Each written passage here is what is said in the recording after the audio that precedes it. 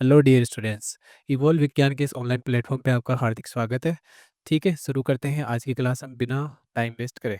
ठीक है, इससे पहले हम लास्ट क्लास में पढ़ चुके हैं डीएनए के बारे में, आरएनए के बारे में, उसके स्ट्रक्चर के बारे में।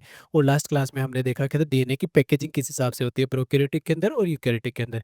ये सब चीज़ें पॉइंट अपन देख चुके हैं। तो आज हम शुरुआत करते हैं इसके लिए। जो स्टार्टिंग में एक वर्ड आता है आनुवांशिक पदार्थ। आनुवांशिक पदार्थ यानी कि जेनेटिक मटेरियल। तो जैसा कि हम स्टार्टिंग से बताते आ रहे हैं कि सभी आनुवांशिक जो जीव होते हैं या जो ऑर्गेनिज्म होते हैं उन सब के अंदर आनुवांशिक पदार्थ या जेनेटिक मटेरियल की फॉर्म में क्या पाया जाता है? अधिकांश के अंदर मोस्टली ऑर्गेनिज्म में होता है डीएनए। ठीक है। तो इस चीज़ को प्रूव करने के लिए अलग अलग साइंटिस्ट आए थे। आज उन्हीं के बारे में अपन टॉपिक देखने वाले हैं, इसके रिसर्च के बारे में कि डीएनए ही एज ए जेनेटिक फ्लूइड की फॉर्म में पाया जाता है या फिर RNA as a genetic fluid की फॉर्म में पाया जाता है। तीन सबस्टेंस होते हैं मेनली, जो हमारी सेल्स होती है या हमारी जो कंप्लीट बॉडी होती है, इसमें डीएनए, आरएनए या फिर प्रोटीन। तो इन तीनों में से हमें देखना है कि एज ए जेनेटिक फ्लूइड की फॉर्म में हमारा क्या पाया जाता है। तो शुरू करते हैं आज की क्लास हम। सबसे पहला हम देखने वाले हैं रिसर्च ऑफ जेनेटिक मटेरियल यानी कि आनुवांशिक पदार्थ की खोज। इसकी खोज करने के लिए अलग अलग साइंटिस्ट आए। किसी ने क्या अपना निष्कर्ष दिया, किसी ने अपना क्या निष्कर्ष दिया, ऐसे अलग अलग साइंटिस्ट आते गए और अलग अलग अपना निष्कर्ष ही देते गए। तो सबसे पहले अपन पढ़ते हैं इसके अंदर ग्रिफिथ का रूल। सबसे पहला जो प्रिंसिपल यहाँ पे दिया गया था वो था हमारा फ्रेडरिक ग्रिफिथ के द्वारा। यहाँ पे जो लॉ है वो दिया गया है। ठीक है, शुरू करते हैं अपन। ये है आज का हमारा टॉपिक, ट्रांसफॉर्मिंग प्रिंसिपल, या इसे कहते हैं हम रूपांतरण सिद्धांत। ट्रांसफॉर्मिंग प्रिंसिपल, या इसे कहते हैं हम रूपांतरण सिद्धांत। सबसे पहला इसके बारे में गिवन बाय, तो गिवन बाय हमारे साइंटिस्ट थे इसके अंदर, जो दिया था इसको फ्रेडरिक ग्रिफिथ ने। Frederick Griffith. फ्रेडरिक ग्रिफिथ ने सबसे पहले इसके बारे में हमें बताया था। इनका कहना क्या था कि डीएनए, या एक्चुअल में ये चीज़ बताई नहीं कि भाई डीएनए होता है, आरएनए होते हैं, प्रोटीन होती है, बट इन्होंने एक एक्सपेरिमेंट किया। इन्होंने अपने एक्सपेरिमेंट के लिए एक ऑर्गेनिज्म का यहाँ पे उपयोग किया जिसका नाम था, जो ऑर्गेनिज्म इन्होंने यूज़ लिया उसका नाम है, यहाँ पे अपन कह सकते हैं कि जो एक्सपेरिमेंट किया गया था उसके लिए जो जीव लिया था या ऑर्गेनिज्म जो लिया था वो ऑर्गेनिज्म था यहाँ पे स्ट्रेप्टोकोकस न्यूमोनी। स्ट्रेप्टोकोकस न्यूमोनी, या इसका एक और नाम होता है यहाँ पे डिप्लोकोकस न्यूमोनी बैक्टीरिया।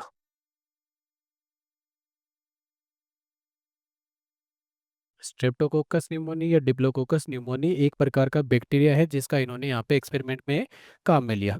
दूसरा इन्होंने जो ऑर्गेनिज्म काम में लिया था वो था माइस। माइस या माहूस या चूहा अपन कह सकते हैं, इसके लिए उन्होंने एक्सपेरिमेंट में इसको काम में लिया। अब जो स्ट्रेप्टोकोकस जो न्यूमोनी है, एक्चुअल में जो बैक्टीरिया है वो हमारी बॉडी के अंदर न्यूमोनिया डिजीज कोज करता है, हमारी हो गई या किसी भी ऑर्गेनिज्म में ये न्यूमोनिया रोग का कारक होता है।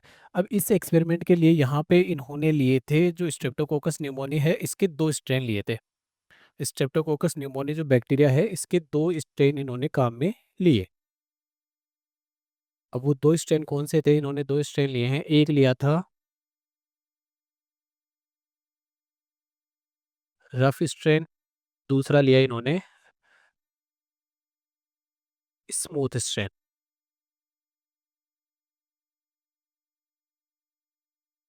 रफ स्ट्रेन को जनरली अपन कह सकते हैं इसके लिए खुरदरा प्रभेद।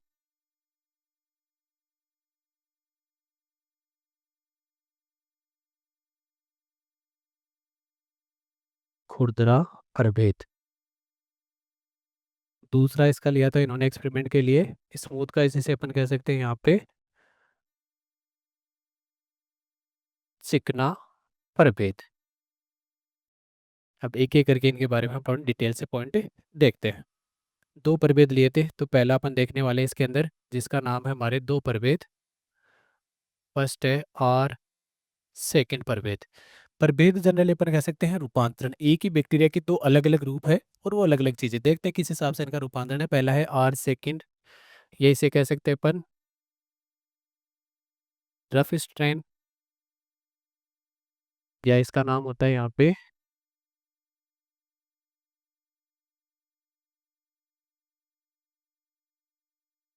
खुरदरा प्रभेद। ठीक है। अब ये जो एक्चुअल में हमारा आर प्रभेद है, ये यहाँ पे इसके बारे में अपन पूर्ण देखते हैं। आर प्रभेद था, ये खुरदरा किसकी वजह से था? ये जो बैक्टीरिया होता है, ये था एक प्रकार से अपन कहेंगे ये है नॉन वायरुलेंट। नॉन वायरुलेंट या अपन कह सकते हैं इसे गैर रोगजनक।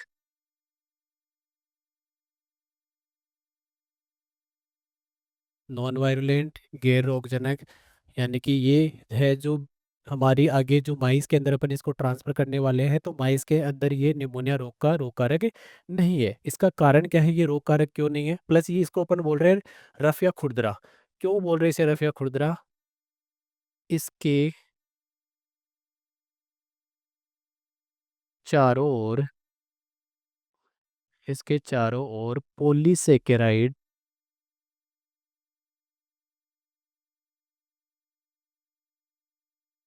पॉलीसेकेराइड का आवरण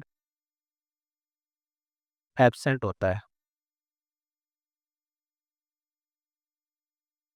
इसके चारों ओर पॉलीसेकेराइड का आवरण एब्सेंट होता है, जिसकी वजह से ये नॉन वायरुलेंट और गैर रोगजनक होता है। इसे अपन रेफिस स्ट्रेन वगैरह बोलते हैं।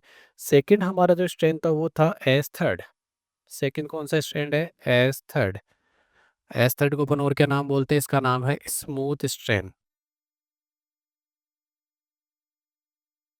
स्मूथ स्ट्रेन या इसे कह सकते हैं अपन चिकना प्रभेद।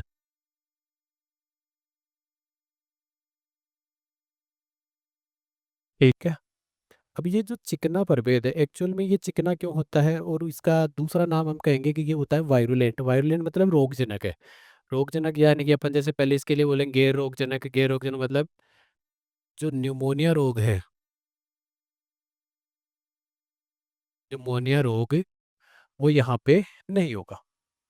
ठीक है। दूसरा हम देख रहे हैं इसके अंदर स्मूथ। स्मूथ में क्या है? ये है वायरुलेंट। वायरुलेंट का मतलब यहाँ पे घातक। वायरुलेंट या इसे कह सकते हैं अपन रोगजनक, जो आगे क्या कर सकता है? न्यूमोनिया रोग, न्यूमोनिया रोग उत्पन्न करता है।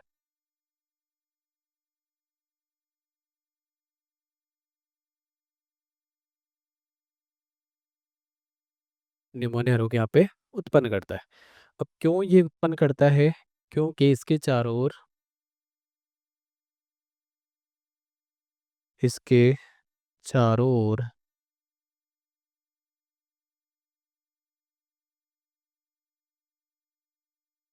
पॉलीसेकेराइड का आवरण पाया जाता है। ठीक है। दोनों प्रभेद अपन या दोनों स्ट्रेन देख रहे हैं। इसके अंदर पहला हमारा है 8 सेकंड। 8 सेकंड यानी कि रफ स्ट्रेन। रफ स्ट्रेन की वजह से क्या होता है? जनरली रफ क्यों है? बिकॉज इसके चारों ओर पॉलीसेकेराइड का कैप्सूल नहीं है, इस वजह से ये रफ स्ट्रेन होता है। इस वजह से ये नॉन वायरुलेंट, ये डिजीज को कोज नहीं कर सकता। दूसरा एस्टर्ड है जिसे स्मूथ स्ट्रेन कह रहे हैं। स्मूथ स्ट्रेन का कारण इसके चारों ओर पॉलीसेकेराइड का कैप्सूल या आवरण पाया जाता है। इसकी वजह से ये होता है रोगजनक या वायरुलेंट, जिसकी वजह से निमोनिया रोग उत्पन्न होता है। ठीक है। अब अपन इस एक्सपेरिमेंट को देखते हैं। इन्होंने एक इसके लिए एक्सपेरिमेंट में लिया इन्होंने माइस। ठीक है। एक्सपेरिमेंट देखते हैं अपन इसका। ये है हमारा ग्रिफिथ का एक्सपेरिमेंट। ग्रिफिथ से एक्सपेरिमेंट, इन्होंने यहाँ से स्टार्ट करते हैं अपन। चार कंडीशन है हमारे पास में। देखो एक एक करते अपन एक कंडीशन देखते हैं। इसके अंदर पहला कंडीशन देखो, यहाँ पे लिया इन्होंने रफ स्ट्रेन। रफ स्ट्रेन यानी कि आर, रफ स्ट्रेन था हमारा आर सेकेंड। आर सेकेंड इन्होंने लिया। आर सेकेंड को इंजेक्शन में लेकर के जब चूहे के अंदर इसको लगाया गया या प्रविष्ट किया गया, तो उन्होंने देखा कि इसकी कंडीशन की वजह से चूहा है यहाँ पे लाइव। ठीक है। आर सेकेंड, क्योंकि एक्चुअल में जो आर सेकेंड था हमारा था नॉन वायरुलेट। नॉन वायरुलेट होने की वजह से ये डिजीज कोज नहीं कर सकता। जब डिजीज कोज नहीं करेगा तब हम इसको चूहे के अंदर प्रवेश करवाएंगे या इंसर्ट करवाएंगे, जिसकी वजह से चूहा यहाँ पे जीवित रहने वाला है। दूसरी कंडीशन क्या है, इन्होंने एस थर्ड यानी कि स्मूथ स्टेन लिया, तो कौन सा कंडीशन होगा? S third. एस थर्ड है कौन सा? हमारा वायरुलेंट है। वायरुलेंट है जब इसको अंदर चूहे के अंदर लगाया गया इंजेक्शन, इंजेक्शन लगाने की वजह से क्या हुआ? इसके अंदर जो माइस है वो डेड हो गया। ये दो कंडीशन। अब इसके अंदर हमारी थर्ड कंडीशन देखते हैं। थर्ड कंडीशन में देखो यहाँ पे इन्होंने लिया है हीट किल्ड स्मूथ स्ट्रेन, यानी कि जो एस थर्ड वाले जो बैक्टीरिया थे हमारे पास में उसको एक्चुअली इन्होंने क्या करा है, उन्होंने इसको हीट किया है। हीट किया, गर्म करने के बाद इन्होंने इसको इंजेक्शन में लिया और इंजेक्शन लेने के बाद में जब इन्होंने इसको चूहे के अंदर इंसर्ट करवाया, देन हमारा चूहा इसके अंदर लिव था। ठीक है, क्योंकि ऐसे जब थर्ड था उसको जब हमने हीट किया, हीट करने की वजह से जो बैक्टीरिया था वो डेड हो गया। डेड होने की वजह से वो इसके अंदर इन्फेक्शन नहीं करवाया, जिसकी वजह से माइस लिव। लास्ट वाला कंडीशन देखो इसमें, rough strain and heat killed smooth S strain, यानी कि आर सेकंड प्लस क्या लिया इन्होंने, एस थर्ड, वो भी कौन सा, हीट किल्ड। ठीक है, आर सेकंड लिया, आर सेकंड को साथ में मिक्स किया, यानी कि नॉर्मल आर सेकंड के साथ में एस थर्ड हीट किल्ड वाले को जब मिक्स करके, यानी कि दोनों एक्चुअल में आर सेकंड भी नॉन वायरुलेंट है, एस थर्ड भी नॉन वायरुलेंट है, यानी कि गैर रोगजनक, आगे बीमारी पैदा नहीं कर सकते। जब इन दोनों को मिक्स करके जब चूहे के अंदर लगाया गया, देन हमारा चूहा यहाँ पे डेड हो गया। इसकी वजह से इनका एक्सपेरिमेंट आगे इनका डाउट क्लियर हुआ कि ये यहाँ पे डेड हुआ क्यों, किस कारण से हुआ, क्या चीज़ इसमें ऐसी ट्रांसफर हुई है जिसकी वजह से ये चीज़ हुई। तो इन्होंने इसका कंक्लूजन क्या दिया, वो कंक्लूजन अपन देखते हैं इस पॉइंट का। इन्होंने एक्चुअल में जो इसका कंक्लूजन दिया था एक्सपेरिमेंट का, वो कंक्लूजन देखते हैं अपन।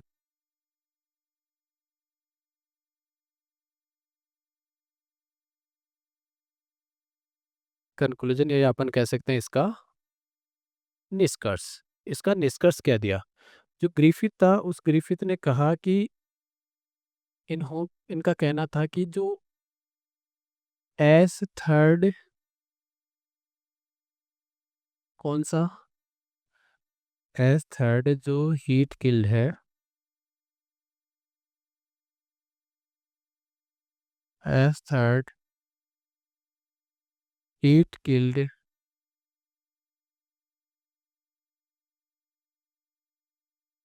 बैक्टीरिया से, S third heat killed bacteria से कोई transforming principle R second bacteria में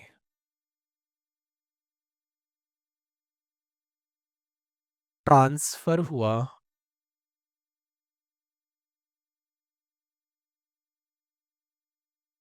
जिसकी वजह से आर सेकेंड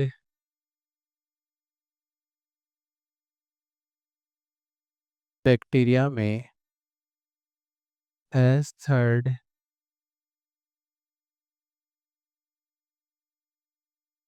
बैक्टीरिया के करैक्टर डेवलप हुए एंड जो माइस था वो डेड हुआ। ठीक है, देखो जो एस थर्ड है इसके अंदर, एस थर्ड हीट की लेयर स्टैंड बैक्टीरिया में से कोई ट्रांसफॉर्मिंग प्रिंसिपल, एक्चुअल में जो ग्रिफिथ है वो एक्चुअल में ये चीज़ बता ही नहीं पाया ट्रांसफॉर्मिंग प्रिंसिपल में। एस थर्ड को गर्म करने के बाद में भी ऐसा उसमें, चलो अपन सोचते हैं उसमें क्या चीज़ रही होगी। जैसे टेस्ट ट्यूब के अंदर हमने डाला एस थर्ड वाले बैक्टीरिया को, उसको हीट किल्ड किया, मोमबत्ती के ऊपर ले जाके हीट किल्ड करवाया, तो उसको डेड करने के बाद हमारे पास उसमें डेड बॉडी बचेगी, उसकी डेड बॉडी का कुछ कंटेंट रहेगा। तो जनरली बैक्टीरिया में क्या रह सकता है, एक तो डीएनए हो सकता है, आरएनए हो सकती है, प्रोटीन हो सकती है। तो इन तीनों की में से कोई ना कोई चीज़ ऐसी बची थी, जो क्या होता है जैसे अपन उसमें आर सेकेंड मिक्स करेंगे तो वो आर सेकेंड में ट्रांसफर होती है और उसको कन्वर्ट करवा देती है किसके करेक्टर के अंदर, आर सेकेंड को कन्वर्ट कर देती है एस थर्ड वाले करेक्टर के अंदर। ठीक है, एस थर्ड वाले करेक्टर डेवलप हो जाते हैं। एस थर्ड वाले करेक्टर, एस थर्ड का करेक्टर क्या था, रोगजनक, यानी कि वायरुलेंट, जो जैसे ही ट्रांसफर हुआ उसके अंदर क्या हो गया, उसको बाइस को डेड कर देगा। तो एक्चुअल में अपन कह सकते हैं कि भाई एस थर्ड की कोई आत्मा बची हुई थी लास्ट में, तो एस थर्ड वाली आत्मा चली गई किसके अंदर, आर सेकेंड के अंदर, और उसको कन्वर्ट कर देती है एस थर्ड वाले करेक्टर में। यहाँ पे देख लो इस चीज में डायग्राम के अंदर, ये वापस से हमारी चीज़ है, ये लास्ट वाली कंडीशन थी, हीट किल था, हमने इसमें दोनों को मिक्स किया, मिक्स करके चूहे में लगाया तो चूहा मर गया। अब ये चीज़ इन्होंने बता तो दी कि ये होता क्या है, ट्रांसफॉर्मिंग प्रिंसिपल है, यानी कि रूपांतरण कोई सिद्धांत है, रूपांतरित करने वाला कोई सिद्धांत है जो इसमें आगे ट्रांसफर हो रहा है। लेकिन एक्चुअल में ग्रिफिथ की एक कमी थी, वो क्या चीज़ नहीं बता पाए, वो एक्चुअल में ये चीज़ नहीं बता पाए कि वो ट्रांसफॉर्मिंग प्रिंसिपल डीएनए है, आरएनए है या प्रोटीन है। इसको समझाने के लिए नेक्स्ट जो साइंटिस्ट आए हमारे, वो थे 3 scientist, Avery, MacLeod and McCarty. इन्होंने इसी एक्सपेरिमेंट को सेम इन्होंने इन विट्रो कंडीशन के अंदर दोहराया। तो नेक्स्ट हमारा टॉपिक देखते हैं, Avery, MacLeod and McCarty experiment. ठीक है, नेक्स्ट हमारा जो एक्सपेरिमेंट है वो है Avery, MacLeod and McCarty. Avery, MacLeod and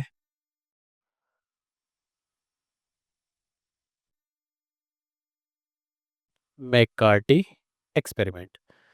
इनका एक्सपेरिमेंट क्या था, जो ग्रिफिथ का एक्सपेरिमेंट था उसको ही इन्होंने क्या किया, इन विट्रो कंडीशन यानी कि लैब में दोहराया। तो देखते हैं यहाँ पे एक्सपेरिमेंट क्या था।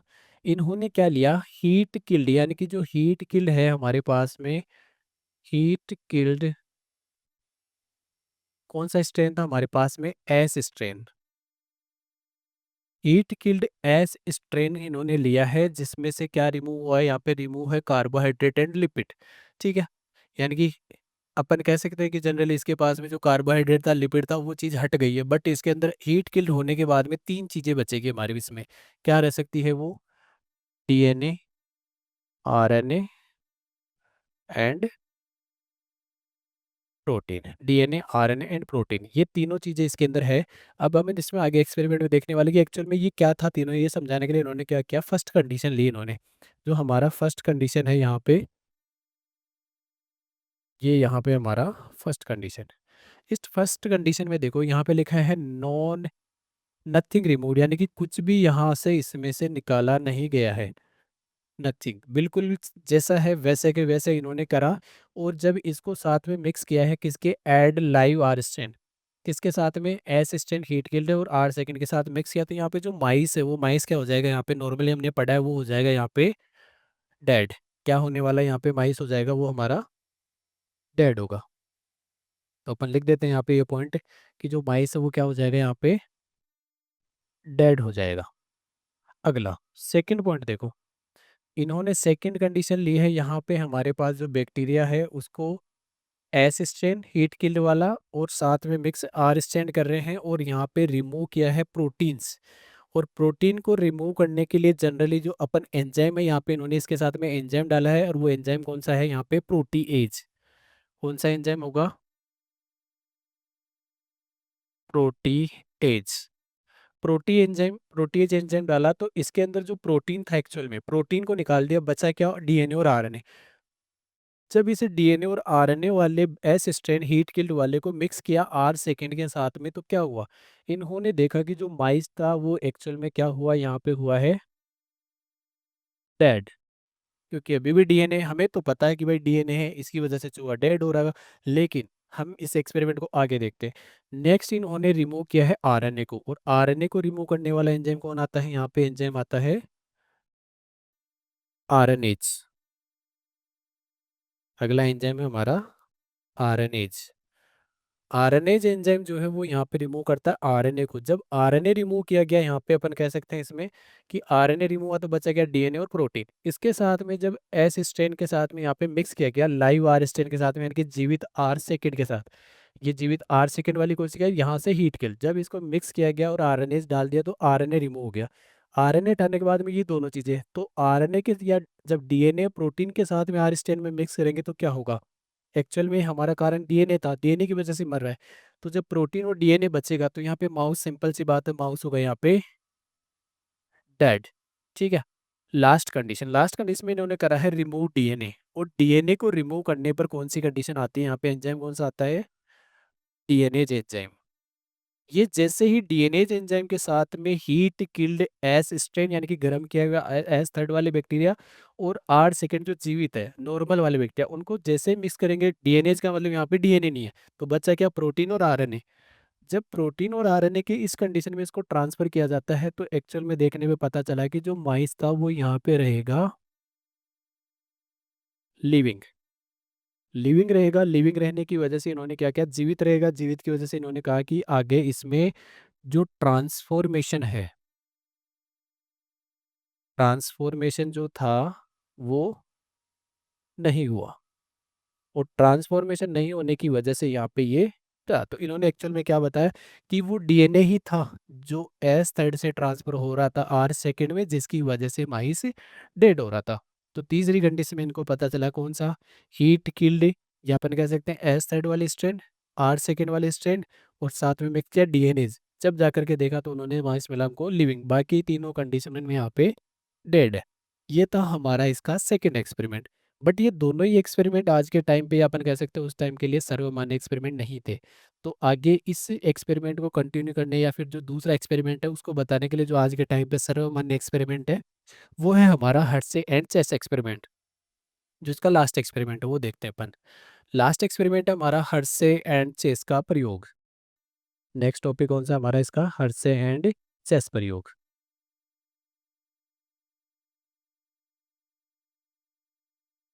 हर्षे व चेस का प्रयोग। हर्षे एंड चेस एक्सपेरिमेंट में जनरली क्या बताया जाता है, इन्होंने अपने जो एक्सपेरिमेंट था, पहले अपन इसके एक्सपेरिमेंट की रिक्वायरमेंट देखते हैं इन्होंने क्या क्या चीज़ें ली थी। तो इन्होंने अपने एक्सपेरिमेंट के लिए जो ऑर्गेनिज्म लिए थे वो एक्चुअल में थे, एक तो था बैक्टीरियोफेज, एक तो इन्होंने लिया इसके लिए बैक्टीरियोफेज, या जिसे अपन कह सकते हैं जीवाणु भोजी। जीवाणु भोजी इन्होंने लिया, और जीवाणु भोजी कौन सा था, T2। T2 बैक्टीरियोफेज या जीवाणु भोजी, T2 जीवाणु भोजी इन्होंने अपने एक्सपेरिमेंट के लिए लिया। दूसरा जो ऑर्गेनिज्म लिया था इन्होंने अपने एक्सपेरिमेंट के लिए वो था इकोलाई, इकोलाई बैक्टीरिया।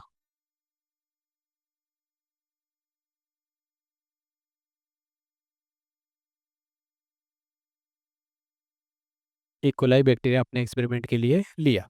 ठीक है, अब देखो, अब ये जो अपना एक्सपेरिमेंट है इन्होंने जो किया इसके लिए सबसे पहला प्रोसेस क्या था, इन्होंने लेबलिंग।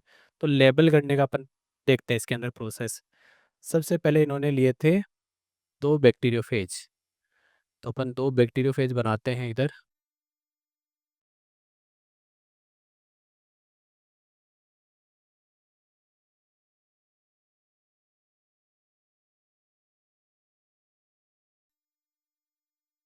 ठीक है, दो बैक्टीरियोफेज लिए, कौन से थे ये, T2 बैक्टीरियोफेज।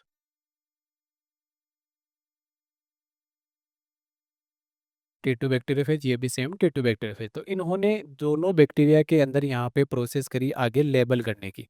अब वो जो लेबल करने का प्रोसेस है एक्चुअल में इन्होंने लेबल किसे किया, लेबल करने के लिए इन्होंने दो सब्सटेंस लिए काम में। दो यहाँ पे इन्होंने आइसोटोप काम में लिए, एक फॉस्फोरस का और एक दूसरा लिया इन्होंने लेबल करने का। तो लेबल करने के लिए एक्चुअल में इन्होंने सबसे पहला जो लिया था वो है डीएनए को लेबल किया, एक में प्रोटीन। क्योंकि जो हमारा जीवाणुभोज या बैक्टीरियोफेज है वो दो ही चीज़ों से मिलकर के बना है। एक तो इसके पास में है डीएनए जो इसका जेनेटिक मटेरियल होता है, दूसरा इसका जो कवर है, यानी कि जो इसका कवर है ये एक्चुअल में क्या है, ये इसका कैप्सूल है। ये है इसका कैप्सूल, ये कैप्सूल है जो जनरली बना होता है किसका, प्रोटीन का। किसका बना होता है, प्रोटीन। और बीच में इसके जो पार्ट है वो है इसका डीएनए। तो इन्होंने अपने एक्सपेरिमेंट के लिए क्या किया कि जो डीएनए है, डीएनए को तो इन्होंने लेबल किया यहाँ पे। जो डीएनए था एक में तो क्या किया, डीएनए को लेबल कर दिया किससे, P32, यानी कि फॉस्फोरस, फॉस्फोरस 32, फॉस्फोरस 32 यानी कि रेड कलर से इन्होंने इसको लेबल कर दिया। जो इसका डीएनए था उसको किससे लेबल किया है, फॉस्फोरस 32 से। प्लस दूसरा जो बैक्टीरियोफेज था हमारा, इसने इन्होंने इसका कवर यानी कि कैप्सूल यानी कि प्रोटीन, जो प्रोटीन है उसको इन्होंने लेबल किया ग्रीन मार्क से। ग्रीन कलर से किया यहाँ पे लेबल, या अपन कह सकते हैं सल्फर 35, सल्फर 35।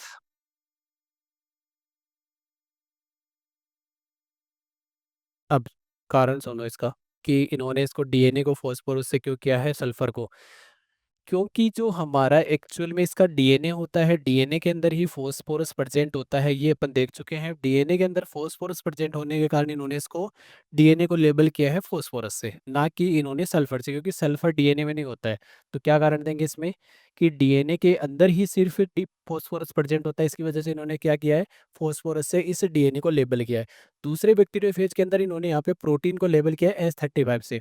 तो अपन कह सकते हैं कि एस से डीएनए को लेबल नहीं किया। डीएनए को लेबल नहीं करने का कारण है क्योंकि जो सल्फर होता है वो ओनली प्रोटीन में प्रेजेंट होता है, डीएनए में कभी भी सल्फर नहीं होता है। प्लस सल्फर जो होता है यहाँ पे सिस्टीन अमीनो एसिड आता है प्रोटीन के अंदर, उसकी वजह से यहाँ से इसके अंदर सल्फर पाया जाता है। अब दोनों को यहाँ पे इन्होंने लेबल कर दिया है, जो जनरली क्या है, रेडियो एक्टिव कंपाउंड्स है।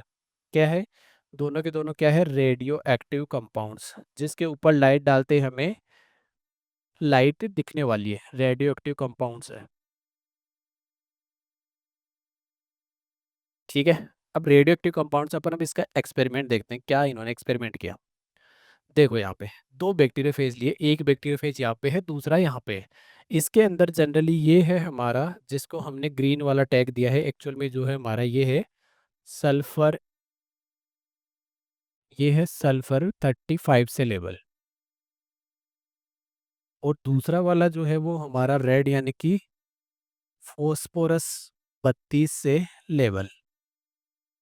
ठीक है। अब देखो, जो ये दोनों है, फर्स्ट स्टेप जो आती है इनकी स्टेप है यहाँ पे इन्फेक्शन, या अपन कह सकते हैं पहला जो इसकी है वो है संक्रमण। फर्स्ट स्टेप कौन सी है, संक्रमण। बैक्टीरियोफेज नाम क्यों पड़ा है, ये जीवाणु भोजी क्यों कहते हैं, ये एक्चुअल में वायरस होते हैं। ये ऐसे वायरस है जो जीवाणु को डाइजेस्ट कर जाते हैं, यानी कि उसको खत्म कर देते हैं पूरी तरीके से, उसका लाइसिस करवा देते हैं। इसी वजह से इनका नाम क्या है, बैक्टीरियोफेज या जीवाणु भोजी, जो जीवाणु का भोजन करते हैं। ठीक है। ये हमने लिया यहाँ पे इकोलाई बैक्टीरिया। ये इकोलाई बैक्टीरिया के ऊपर आकर के जैसे ही इन्फेक्शन वाली स्ट्रक्चर आएगी हमारी, इसके साथ में बैठा ये, और क्या करेगा एक्चुअल में, ये अपना इसके पास में क्या है, यहाँ पे डीएनए, ये अपना डीएनए यहाँ पे ट्रांसफर कर रहा है, ये यहाँ पे इन्फेक्शन कर रहा है। एक्चुअल में हमने यहाँ पे डीएनए को लेबल किया P32, जो रेड कलर में दिख रहा है। यहाँ पे इसने डीएनए ट्रांसफर किया, यहाँ पे अपना डीएनए ट्रांसफर कर रहा है। सेकेंड जो स्टेप आती है वो है ब्लेंडिंग, या इसे कहते हैं अपन अनावरण। अनावरण, या इसके लिए एक और वर्ड यूज में किया जाता है, वो होता है सम्मिश्रण। सेकंड स्टेप कौन सा है, अनावरण। ठीक है। अपन देख लेते हैं इधर फर्स्ट स्टेप कौन सा है इसका। जो तीन स्टेप अपन देख रहे हैं, पहला स्टेप है संक्रमण या इन्फेक्शन,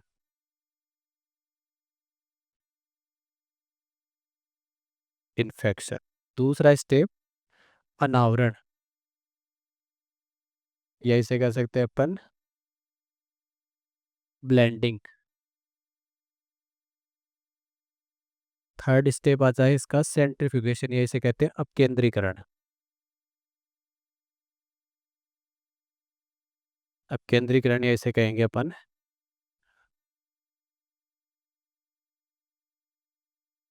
सेंट्रीफ्यूगेशन।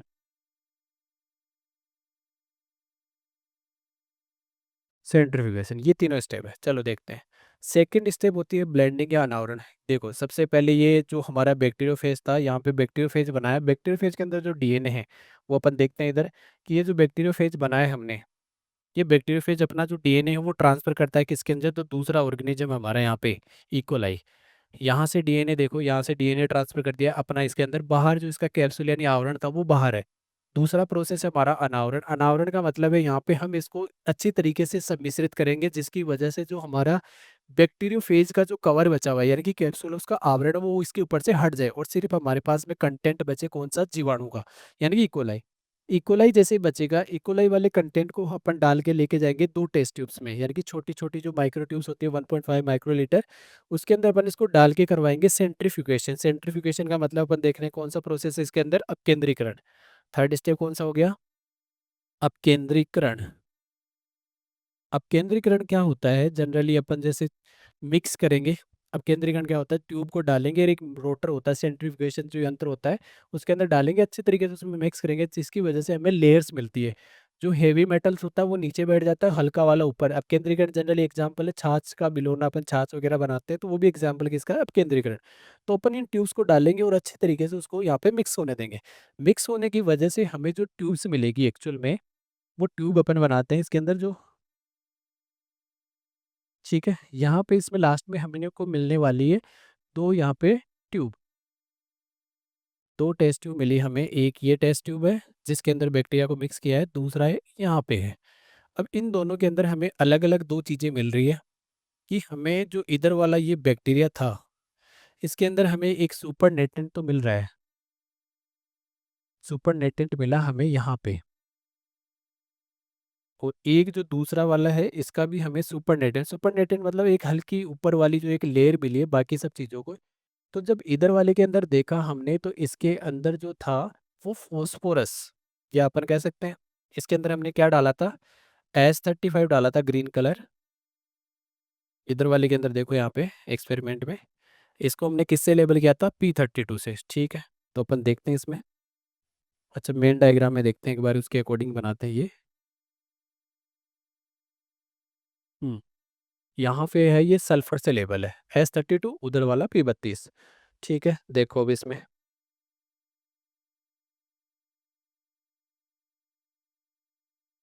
हम्म, अगर ये S35 से था देन हमारा, आप इसमें ले लेते हैं कि S35 वाला है, और ये जो दूसरा वाला है ये है हमारा P32। जब हमने इसको S35 से लेबल किया था तो हमने जब इसके ऊपर रेडियो एक्टिव लाइट डाली, रेडियो एक्टिव लाइट डालने की वजह से हमें जो था सल्फर S35 एब्सेंट, यानी कि हमें यहाँ पे कोई भी जो रेडियो एक्टिविटी थी, यानी कि जैसे हमने लाइट डाली तो हमें रेडियो एक्टिविटी यहाँ पे शो नहीं हुई,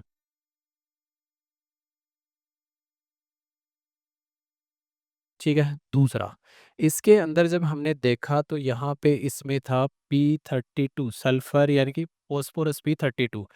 तो यहाँ पे P32 इसके अंदर प्रेजेंट था। कैसे पता चला कि प्रेजेंट था, बिकॉज हमें यहाँ पे रेडियो एक्टिविटी, रेडियो धर्मिता या पर कह सकते हैं रेडियो एक्टिविटी शो होती है। रेडियो एक्टिविटी शो होने का मतलब जैसे हमने इस पे कलर लाइट डाली, लाइट डालने की वजह से हमें इसमें रेड कलर दिखा, जिसकी वजह से इन्होंने क्या कहा कि जो एक्चुअल में बैक्टीरियोफेज होता है उसके अंदर आनुवांशिक पदार्थ या जेनेटिक मटेरियल क्या होता है, डीएनए, जो क्या हो रहा है एक्चुअल में बैक्टीरियोफेज से ट्रांसफर हो रहा है बैक्टीरिया के अंदर। और इन्होंने यहाँ पे ये चीज़ यहाँ पे बता दी है। यहाँ पे हमें जो है रेड कलर देखने को नहीं मिला, कारण क्या है कि यहाँ पे हमें रेड कलर या अपन कह सकते हैं P32 नहीं मिला। P32 है क्योंकि हमने इसको P32 से लेबल ही नहीं किया था, इस वजह से हमें यहाँ पे फॉस्फोरस 32 नहीं मिला। दूसरा, हमें सल्फर 35 क्यों नहीं मिला, सल्फर 35 नहीं मिलने का कारण है क्योंकि जो इसका डायग्राम था हमने उसमें देखा था कि कवर को किया था हमने बैक्टीरियोफेज यानी कि कैप्सूल को, कैप्सूल बाहर रह जाता है, ओनली ट्रांसफर क्या होता है, जेनेटिक मटेरियल उसका डीएनए ट्रांसफर होता है। इस वजह से यहाँ पे इसके अंदर हमारा सल्फर 35 है वो एब्सेंट है। दूसरा, इसमें सल्फर 35% क्यों नहीं है, क्योंकि हमने इसको लेबल ही P32 से किया। दूसरा, P32 लेबल क्यों, कैसे पता चलेगा, जब हमने लाइट डाली तो हमें रेड कलर शो हुआ, इसमें रेडियो एक्टिविटी शो होती है, देन हमारा इसमें क्लियर है। तो P35 इसमें प्रेजेंट था क्योंकि ट्रांसफर भी हमारा डीएनए होता है। तो निष्कर्ष क्या दिया इन्होंने इसके बाद में, कि जो बैक्टीरियोफेज होता है, निष्कर्ष के अंदर के इन्होंने क्या बताया कि जो बैक्टीरियोफेज है, बैक्टीरियोफेज में जेनेटिक मटेरियल डीएनए ही होता है, ना कि प्रोटीन, ठीक है। ये था इस एक्सपेरिमेंट का कंक्लूजन, ठीक है। तो तीन एक्सपेरिमेंट देखे हमने आज की इस क्लास के अंदर। तीन एक्सपेरिमेंट कौन कौन से थे हमारे, पहला, पहला एक्सपेरिमेंट ग्रिफिथ का, जो अपन डायग्रामेटिक देखते हैं, तीनों का डायग्राम देखते हैं एक बार। तीन, दो ऑर्गेनिज्म लिए थे इसके लिए, कौन कौन से दो ऑर्गेनिज्म है, दो ऑर्गेनिज्म हमारा मारा है इसके अंदर 8 सेकंड। एक तो लिया था हमने इकोलाई, ये सॉरी स्ट्रेप्टोकोकस या डिप्लोकोकस न्यूमोनी, जिसके दो प्रभेद या दो स्ट्रेंथ थे, 8 सेकंड और S third, 8 second rough S और स्मूथ वाला, जिसकी वजह से ये चीज़ अपन इसके अंदर देख चुके हैं। नेक्स्ट हमारा जो एक्सपेरिमेंट था इसके अंदर हमने पढ़ा है एवेरी मैक्लोड एंड मैककार्टी, जो इन्होंने इन विट्रो कंडीशन में इस एक्सपेरिमेंट को दोहराया है। तीसरा एक्सपेरिमेंट कौन सा था? तीसरा एक्सपेरिमेंट जो सर्वमान्य एक्सपेरिमेंट अपन कह सकते हैं, हर्षे और चेस का प्रयोग, जो आज के टाइम पे भी अपन कह सकते हैं कि सर्वमान्य एक्सपेरिमेंट है। क्या चीज़ है ये है आज तक का सर्वमान्य एक्सपेरिमेंट,